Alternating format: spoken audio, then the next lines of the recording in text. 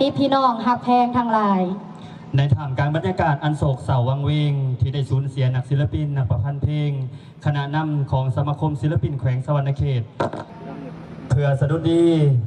เป็นเกียรติแก่ผู้ที่จากไปและเป็นกำลังใจให้ผู้ที่ยังอยู่พวกเขาขออนุญาตจากสิ่งศักดิ์สิทธิ์ในสกลโลกและเจ้าถิ่นเจ้าฐาน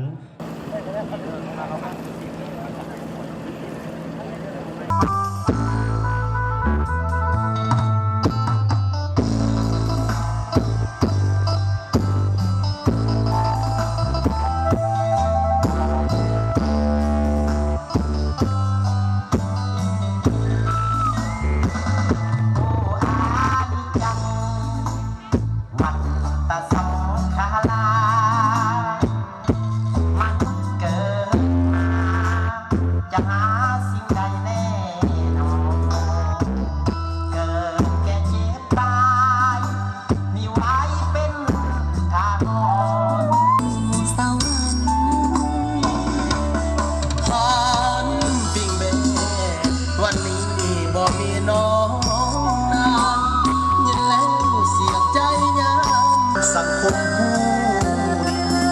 จากแล้วจากไปครั้งนี้บ่มีวันจะหวนคืนมาเพื่อหาใส่เจ้าหนักเบาก็ต้องสู้ทนเจ้าคนเดียวเมื่อตอนหัวค่ำทุกวันทุกข้าพเจ้าได้รับการมอบหมายให้ตั้งหน้าจากการจะตั้งสมาคมศิลปินลาวขันชุดกลางและขันแขวงพร้อมทั้งครอบครัวผ่านบทสดุดดีและประวัติย่อของศิลปินหลังแสงอำพรบุญหลังแสงอำพรเกิดเมื่อวันพุธวันที่ 4 เดือน 6 ปีพศ 1978 ที่บ้านท่าข้อเมืองโขงแขวงจำปาสักเป็นบุตรของพ่อสุจีแสงอำพรและแม่จันหอมแสงอำพรมีไอ้น้องรวมกันทั้งหมด3 คนคือหลังแสงอำพรเป็นไอ้กบต่อมาแมนแก่นแสงอำพรและนางแขกมณีแสงอำพรภายหลังจบสมัธยมหลังแสงอำพรได้ไปเข้าสมัครห้องเพลงอยู่วงดนตรีขาวมณีที่เมืองโขงเป็นเวลา3 ปีแล้วก็สืบต่อไปสารฝันตามพรสวรรค์พรแสวงอยู่นครหลวงเวียงจันทร์ในปี 1995เหลืออยากสืบความสมัครไม่ต้องห่วงงานยังอีกขอให้ดวงวิญญาณอันบริสุทธิ์พุทธผ่องของเจ้าจงทะยานห่อเหินสู่สวรรค์สันฟ้าดาวดึงปล่อยวางความกังวลนานาประการนั่นเถิดศาสนาข่าบุญผลาคุณข่ากุศลของเราหากมีห่วงกันจึงคอยพบกับศาสตร์ใหม่วินาทีนี้ขอเชิญบรรดาท่านเหล่าศิลปิน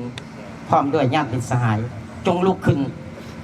ก้มหัวเราเป็นของเราดังลงเราอาจจะดำหัดตอนกันในนอกในสถานนี้การโตขาดอลักษณะในตอนการโตที่พ้นเลยขนาด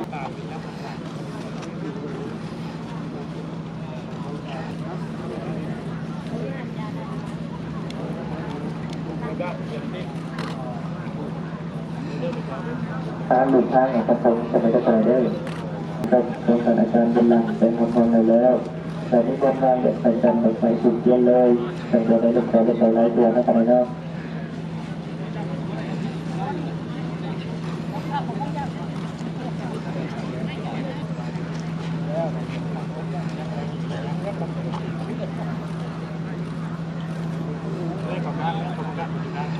สิตาวานิโรสันติเตสังอุปัสสโมสุโข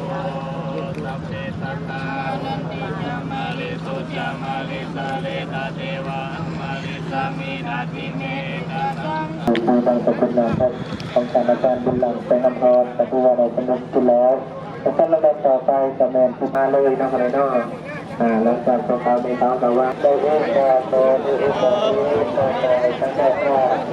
แล้วก็อะไรก็ได้ก็ได้ผู้ชายน้องก็ได้